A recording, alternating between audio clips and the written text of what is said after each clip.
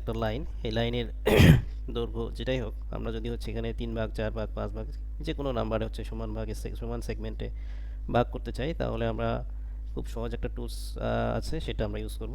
DIV অর্থাৎ divide টুলসটা আমরা use করব। ডিআইভি লিখলে লিস্টের মধ্যে চলে আসবে। এটা সামনেই যেটা দেখতে পাচ্ছেন ডিভাইড, এটাকে ক্লিক করে দিলাম। তারপরে হচ্ছে এই লাইনটাকে আমি সিলেক্ট করে দিচ্ছি। ঠিক আছে, দেন হচ্ছে আপনার নাম্বার চাচ্ছে, সেগমেন্টের নাম্বারটা হচ্ছে ধরেন আমরা 4 দিলাম, 4 দিয়ে ইন্টার দিয়ে দিলাম। ঠিক আছে, তো দেখেন আমাকে পয়েন্ট বসিয়ে দিছে আর কি। এই যে প্রত্যেকটা মানে সমান ভাগে ভাগ করে হচ্ছে যে আপনার প্রত্যেকটা পয়েন্টের বিভিন্ন সাইজ আছে, এই সাইজগুলো হচ্ছে চাইলে আপনি চেঞ্জ করতে পারেন। তো আমি এরকম সাইজে রাখছি, এই জন্য দেখতে পাচ্ছি। হয়তো বা পয়েন্ট অনেকের শো না করতে পারে, সেক্ষেত্রে হচ্ছে আপনি কি করবেন, ডিডিপি, জাস্ট ডিডিপি লিখলেই আপনার লিস্টের মধ্যে চলে আসবে। যে ডিডিপি টাইপ, এই কমান্ডটাকে আমি ক্লিক করে দিলাম।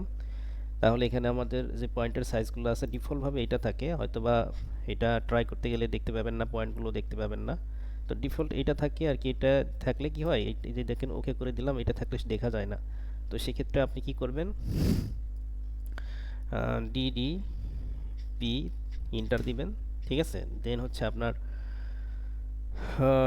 এই পয়েন্টে মানে এই কমান্ডে যাওয়ার পরে এই পয়েন্টসটের হচ্ছে যে আপনার বিভিন্ন সাইজ আছে, দ্যাট মিন্স বিভিন্ন হচ্ছে যে ইয়ে আছে আর কি, স্টাইল আছে। এই স্টাইলগুলো আপনি চাইলে চেঞ্জ করতে পারেন।